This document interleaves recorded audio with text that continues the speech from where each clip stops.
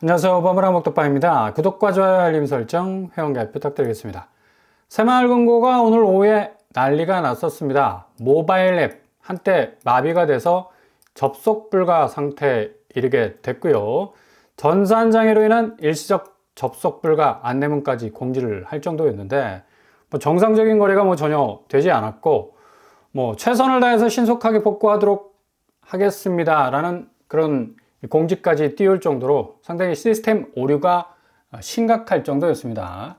이 지금 시스템 오류뿐만 아니라 새마을금고가 작년 한 해 부실금고 조치 강화 방안이 나올 정도로 개정안이 7월 공포가 됐는데 새마을금고 전체 이 관리에 대한 어떤 아웃라인이 나온 거죠. 중앙회장 과도한 권한 축소가 됐고요. 1회 연임 4년 담임제로 바뀌게 됐습니다. 그만큼 한 개인이 좌지우지할 수 있는 어떤 이 재정의 폭을 확실히 줄이는 그런 방향으로 나가는 것 같죠. 2023년 7월에 새마을금고가 뱅크런 사태가 터지지 않았습니까? 상당히 건전성 우려 튀어나왔었고요. 각종 문제가 본물 터지듯이 나왔기 때문에 새마을금고 지배구조 개혁과 건전성 강화 측면에서 7일날 공포를 했었는데, 근데 실제 새마을금고 부동산 프로젝트 파이낸싱 PF 관련 대출 규모를 보면 56조 정도에 이르고 있습니다. 상당 부분 이 파일을 좀 계속해서 줄여 나가야 하는데 리스크가 상당히 많이 드러나고 있는 그런 어떤 양상으로 가고 있고, 새마을금고 감독 권한을 금융당국으로 이관하는 이 법안까지 발의된 만큼 쇄신에 성공할 것인가 말 것인가 지금 2025년도가 분수령이 될 것 같습니다. 한국은행이 국회에 제출한 금융업권별 건설부동산업 기업대출 현황 자료에 따르면 작년 3분기 현재 전체 금융권의 부동산업 대출 잔액 512조에 이릅니다. 그러니까 PF 규모가 이 정도 된다는 얘기인데 계속적으로 지금 늘고 있죠. 9년 6개월 만에 가장 높은 수치를 차지하고 있고요. 연체 기간이 3개월 이상인 NPL이라고 그러죠. 부실채권. 이 경우도 건설 부동산 업종이 각각 24, 20%에 이를 정도로 PF 부분은 지금 빠져나갈 구멍이 없을 정도로 거의 벼랑 끝에 와 있다 해도 마찬가지입니다. 이게 그만큼 확실하게 속도감 있게 해결되지 못한다면 이금융권발 금융위기가 다시 찾아올 가능성이 상당 부분 높아질 가능성 높겠고요. 가장 또 우려가 되는 게 연체율 상승이죠. 보험업계 사업성 평가가 소홀히 됐기 때문에 이금융권의 이 PF 문제는 이 연체율이 내관이 될 가능성이 상당 부분 높습니다. 얼마 전에 신동아건설이 법정관리에 들어가지 않았습니까? 중견건설사라에서 50위권에 해당되는 그래도 아주 단단한 어떤 이 업계의 내구성을 가진 그런 어떤 업체였는데도 불구하고 이게 이 법정관리 신청을 하는 바람에 많은 어떤 건설사들이 위기감에 봉착을 하게 됐는데, 그만큼 캐피탈사의 부동산 PF 익스포저가 23조에 이를 만큼 지금 현실적으로 PF 문제가 2025년에 굉장히 불거질 가능성이 높다는 얘기죠. 이러다 보니까 새해에는 금융내관, 이금융권이 계속 터진다라는 위기감이 고조돼 왔었는데 부실 지표가 지금 10년 내에 최악으로 지금 치닫고 있어서 2025년도 지금 전국적인 어떤 불안 요소도 있고 경제 지표 펀더멘탈이 상당 부분 많이 내려앉은 그런 상황이기 때문에 연체율뿐만 아니라 지금 그동안 계속해서 쏟아부었던 부동산 쪽에 자금이 구멍이 나기 시작한다면 10년 내에 최고조에 이르는 이런 어떤 위험 지표가 현실적으로 금융부실로 터져 나올 가능성이 굉장히 높다는 얘기죠. 이 금융권이 이렇게 PF 역풍이 불어올 가능성 상당 부분 2025년에 높아질 가능성 높고요. 결국 금융시장의 대변화 지금 물밀듯이 밀려 들어오고 있지 않습니까? 어찌 보면 전통적인 어떤 한국 부동산 시장에서의 이 이금융권과 부동산 시장, 그리고 더 나아가서 1금융권과의 어떤 건설사와의 관계, 이 촘촘하게 서로 간에 엮여 있는 이 금융관계가 한꺼번에 깨질 가능성이 높습니다. 금리 그리고 환율 1금융권이나 2금융권이나 아킬레스건이 될 수밖에 없죠. 금리 부분은 계속적으로 지금 높아져 가는 상황인데 중앙은행이 금리를 좀 꺾어서 전체적인 어떤 금리 수준을 좀 하향 평준화를 시키려 해도 이게 대내적인 어떤 노력은 있어도 이 대외적인 어떤 영향 때문에 이게 잘 이루어지지 않죠. 환율도 마찬가지고요. 이게 결정적으로 이제 아킬레스건으로 작용하게 될 수밖에 없는데, 지금 시중은행이 신한은행을 비롯해서 대출 가산금리를 본격적으로 0.3% 정도 내릴 거라는 선언을 했습니다. KB 우리도 이제 가세할 듯 보이는데, 이게 중요한 게 일시적이란 얘기죠. 지금 시중은행이 선심성 일시적 가산금리 인하 스탠스를 취해도 이게 아주 단기적인 초단기적인 것으로 끝날 가능성이 상당 부분 높아요. 그만큼 지금 대내적인 어떤 금리 부분이 대외적인 어떤 영향력들을 쳐낼 만큼의 어떤 그 내구성을 가지지 못하는 그런 상태거든요. 지금 우리 금리 시장이라는 게 뻔히 지금 완전히 지금 문을 다 개방하고 있는 상태입니다.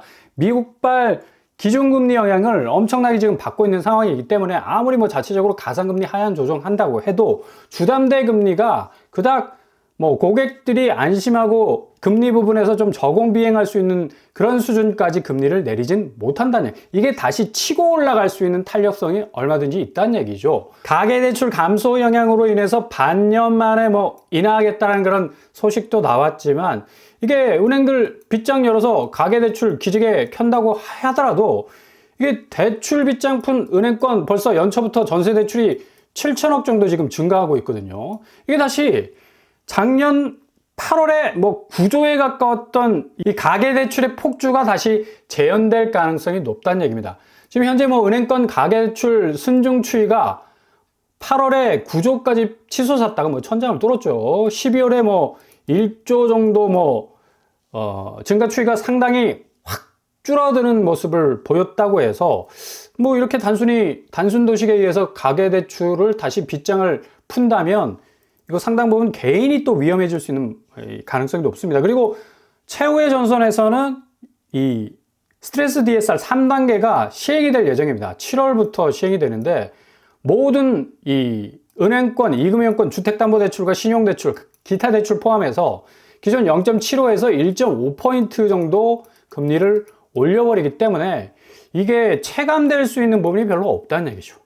그만큼 대출 규제라는 가두리가 전체적으로 쳐져 있는 상황에서는 시중은행이 단기적으로 이렇게 금리를 내린다는 것 자체는 체감적으로 그렇게 큰 이득이 되지 못한다. 미국은 결국 빅컷 이후에 금리 상황 지금 어떻습니까? 더욱 팍팍해지고 있잖아. 결국 초저금리 상황은 다시 오지 않는 지나간 연대기에 해당될 정도로 미국 상황도 별로 좋지 않습니다. 미 국채금리 급등에 의해서 주담대 금리가 직격탄을 맞을 수밖에 없고 3%대 주담대 금리 사라져 버렸잖아. 그리고 미 국채금리 상승에 의해서 주담대 금리 다시 들썩거릴 수밖에 없는 가장 중요한 핵은 고스란히 지금 유지가 되고 있다니. 격까지만 쳐낸다고 해서 그게 해결이 될 수 있는 그런 방안이 아니란 얘기죠. 이러다 보니까 미국채 담보 대출 업체 보면 지금 발표에 의하면 5월 초에 7.2%로 이 미국 주담대 모기지 금리가 치솟았는데, 기준금리 0.5% 인하하면서 조금 약간 주춤해서 6.08까지 내려갔지만 이게 다시 4주 연속 상승세를 이어가면서 6.6%로 지금 올라서고 있다는 얘기. 그러니까 미국의 부동산 시장 선제적인 지표이기 때문에 고스란히 이 기준금리 영향과는 별개로 시장 금리가 상당 부분 상승 압박을 받고 있는 걸 고스란히 볼 수가 있다는 얘기죠. 우리나라도 마찬가지죠. 주담대 금리 5%대로 쑥 올라와 있는 상황인데 대출 빗장 풀면 뭐 하겠습니까? 결국은 후폭풍으로 그 원금과 이자를 다 떠안는 건 개인인데 대출 받는 차주 아니겠습니까? 5년물 금리, 금융채 이게 직접적으로 작용을 할 수밖에 없기 때문에 아무리 대출 빗장 풀어서 가산금리 낮춘다 하더라도 이게 유동성이 상당 부분 많습니다. 그만큼 변화의 가능성이 높기 때문에 금리 부분에 있어서 초저금리로 갈 수 있겠다라는 기대감은 굉장한 개인으로서는 위기감을 불러올 수 있는, 리스크가 커질 수 있는 그런 요소가 굉장히 많다는 얘기죠. 이렇게 이금융권 부실은 결국 부채 증가로 인한 연체율의 어떤 위기를 불러왔고, 이게 다시 부채 증가세를 위한 스위치를 조금 주택담보대출 추이가 낮아지네 해서 대출 빗장을 열어주자 하면 부채 증가세 폭주할 수 있는 스위치를 다시 올릴 수 있는 그런 이 리액션이 될 수 있겠고요. 결국 상반기 금리와 환율이 갇힐 은행권 이자 뻔합니다. 이거 너무나 뻔해요. 금리는 지금 미국 기준금리가 매파적으로 가기 때문에 뭐 올해 1, 2회 정도밖에 뭐 금리를 내리지 않게 되면 아무리 한국중앙은행에서 금리를 내려도 시장금리가 이런 영향을 전혀 받을 수가 없겠죠. 환율도 마찬가지입니다. 지금 뭐 1470원까지 찍고 있는데 1500원까지 갈 수 있는 초강달러 현상 때문에 더 이상 은행권 이자는 기대할 만한 여유적인 공간이 없다는 얘기죠. 이런 악순환의 제한, 이제 개인이 회복 불가로 이어질 가능성 높겠고요. 고점에 물려버리면 유턴할 지점이 없어져 버려요. 도저히 빠져나올 수 없는 도가니 안에 갇힐 수밖에 없겠고, 일시적인 주담대 인하가 저점으로 내리꽂히는 집값을 받아줄 만한 여유가 별로 없다는 얘기죠. 이게 인하가 아닙니다. 체감적으로 느껴지는 부분은 상당 부분 고점에 내가 집을 딱 잡을 수밖에 없기 때문에 어느 정도 집값이 확 내려와줘야 그 지점에서 집을 잡아야지 금리에 대한 부담감이 적은 건데 지금 한참 멀었잖아요. 지금 아무리 지금 집값이 하락하는 추세로 간다 하더라도 서울 집값은 여전히 지금 높은 상황이라는 얘기죠. 그러다 보니까 뭐 고금리 못 버티고 지금 선제적인 지표로 경매 시장 줄줄이 뭐 경매 물건들이 폭주하고 있지 않습니까? 4년 만에 지금 최대 3,500건 지금 돌파하고 있는 상황이고, 강남마저도 지금 유찰되고 있는 상황입니다. 그 정도로 꽁꽁 얼어붙은 경매 시장인데 낙찰해 줄 사람이 없어요. 사줄 사람이 없다는 얘기지. 그만큼 지금 금리의 체감도가 상당 부분 높기 때문에 시중은행이 가상금리 찔끔 내린다 해서 뭐 무슨 도움이 될 수가 있겠습니까? 대출 부담에 무너지는 영끌족, 이제 강남권도 예의일 수밖에 없고요. 이미 경매 신청이 뭐 10년 만에 최대 수준을 지금 뚫고 있는데 딜레마에 한국은행은 빠질 수밖에 없습니다. 환율이냐 경기냐 둘 중에 하나를 선택해야 되는데, 아니 뭐 환율이 갈수록 이렇게 높아지면 원화 가치가 뚝 떨어지기 때문에 이게 지금 기준금리 내리면 그 가치는 더 떨어지게 돼. 그러면 외화가 빠져나갈 수밖에 없죠. 구멍 뚫리는 겁니다. 경기도 마찬가지고 지금 내수 경기가 엄청난 침체 속에 있기 때문에 이 경기 살리기 위해서는 또 기준금리를 낮춰줘야 된다는 얘기죠. 이러지도 저러지도 못한 그런 어떤 16일 새해 첫 기준금리를 결정하게 될 건데, 아마도 잠재 성장률이 1% 중반까지 지금 하향 조정화 되고 있기 때문에 이걸 조금 더 들어 올려야 된다는 어떤 부담 때문에 기준금리를 다시 내릴 가능성도 있다는 얘기죠. 근데 문제는 하늘이 이렇게 금리를 인하하게 되면 환율은 금리차 확대로 1,500원이 될 가능성 굉장히 높습니다. 그렇게 해외 자본을 지금 꼭 붙들고 있어야 되는 시점인데 지금 원화 가치가 더 떨어지게 되면 당연히 달러 쪽으로 해외 자본은 움직일 수밖에 없는 거죠. 원화 약세 심화시킬 수 있는 그런 어떤 가능성 상당히 높다는 얘기죠. 오늘 환율 1471원까지 지금 뚫고 있는 걸 볼 수가 있습니다. 미국은 12월에 고용이 25만 6천 명 깜짝 증가하는 바람에 금리 동결 기대 상승 중이죠. JP모건은 심지어 6월 인하 이후에 9월 마지막 두 차례밖에 내리지 않을 거라고 지금 예상을 하고 있어서 환율 상황은 더욱더 높아질 가능성이 높다는 얘기죠. 결국 금리 문제가 한국 각계 시중은행의 문제가 아니란 얘기입니다. 결국 미국과 완전체 결착력에 의해서 엄청난 영향을 받을 수밖에 없는 거고, 고금리 상황은 중앙은행의 피벗과 상관없이 시장금리는 다시 상승세로 돌았을 가능성이 높다는 얘기죠. 부동산 PF 문제가 본격적으로 튀어나올 가능성이 많습니다. 지난 2024년은 미국의 어떤 금융시장의 변화가 조금 조짐을 보이다가 2025년 이제 다음 주 20일 되면 트럼프가 행정명령 100개를 때리면서 엄청난 이 파장을 일으킬 것이 분명하기 때문에 환율과 금리의 가두리에 딱 갇혀있는 이 한국 경제는 오히려 부동산 문제가 지금 PF 금융 문제하고 딱 연결되어 있기 때문에 이게 현실적으로 그 위기가 튀어나올 가능성이 높다는 얘기예요. 그래서 2금융권의 리스크가 가중되면서 1금융권까지 압박할 가능성이 높고요.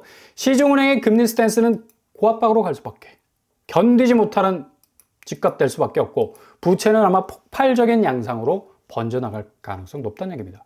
지금 강남 상구만 해도 지금 집값이 지금 흔들흔들 하고 있지 않습니까? 미성 2차가 52억에서 40억, 6억 6천 떨어지고 있습니다. 서초구 아크로리버파크 79억에서 70억, 9억 8천 하락하고 있네요. 송파구 잠실주공 5단지 34억에서 27억, 7억 1천만 원 하락하고 있습니다.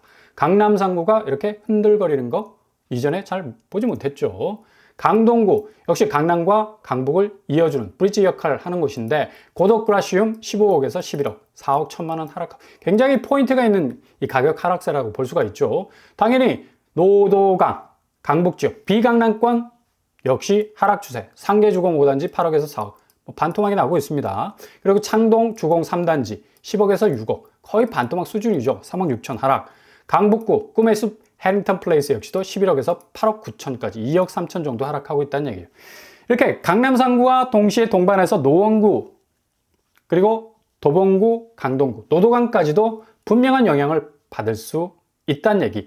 1금융권의 일시적 금리 변동성에 여러분 집중할 이유가 없습니다. 금리 내리네. 가상금리까지 내렸어. 그럼 내가 한번 진입을 한번 해볼까라는 마음도 가지기에는 좀 부담스러운 상황이라는 얘기죠. 이 금융권의 장기적 리스크에 집중할 필요가 있고요. 이거 언젠가는 터질 거라 말했는데 2025년에 금융시장의 대변화 때문에 환율과 금리에 묶여있는 이 시장이 완전히 결정타를 날릴 수 있을 가능성이 높다는 얘기예요. 미국발 금리 상황 상당 부분 영향을 미칠 수밖에 없겠고요. 집값은 지금 발목이 잡혔어요. 더 이상 이제 올라갈 수 있는 상승 모드를 타지 못합니다. 꺾일 수밖에 없는 상황인데 이 상황에서 뭔가 진입로를 확보하기 위해서 무리하게 진입했다가는 정말 큰 코 다칠 수 있는 그런 상황이 올 수가 있다는 얘기죠. 그러니 예의주시하시면서 잘 살피신다면 최대한 손실을 줄일 수 있는 그런 지름길을 마련하실 수 있을 겁니다.